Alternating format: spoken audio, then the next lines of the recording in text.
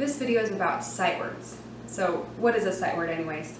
Well, a sight word is a word that violates the standard rules of English and can't be decoded. In other words, you have to memorize it. That's a true sight word. There are lots of other words, however, that are on sight word lists that are easily decodable. They're just on those lists because they're common. So you have a true sight word that needs to be memorized, and then a common word that is actually easily decodable. So why are these easily decodable words even on these lists? Let's take a look at the list and see if it's really necessary. So if you pull up some of the most popular sight word lists and look at the first few hundred words, I went through those and counted how many of them were actually true sight words and how many of them were just common words that some people feel like we need to memorize. And only 23% of those words were true sight words. The other 77% were words like big, red, not. Common words, but very easily decodable words. They're just being taught in kind of a memorization framework instead of a decoding phonograms-based framework. So I was thinking about that and wondering if that was a good thing or if that was kind of a waste of time almost, because if you just teach your kids the phonograms, then they can sound out any word that they meet, right? And they're not bound by what they already know.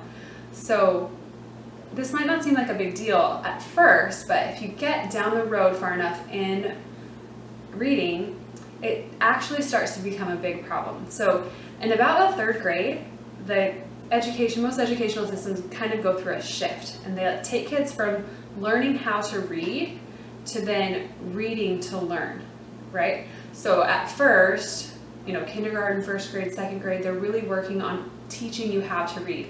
But then there's a shift where they expect you to know how to read well enough that you could learn content via your reading skills. So now you're expected to learn science principles by reading. You're expected to understand your math problems and homework through reading. So that's the reading to learn aspect. So this shift, we actually see a lot of kids that have never struggled with reading before in their lives really start to struggle here. And typically those kids have had a very sight word intensive training. And what they're finding is that suddenly they're exposed to tons of words that they've never seen before. And since they haven't had a phonograms-based training, they don't understand how to sound out a word and how to figure out what a word means if they've never memorized it before, right? So what we're gonna do in this program, Building Literacy, is really focus on the phonograms, because we want to give our kids the skills that they'll need to decode any word that they meet, right? Opens up the world of literacy and learning to them instead of limiting them to what they already memorized.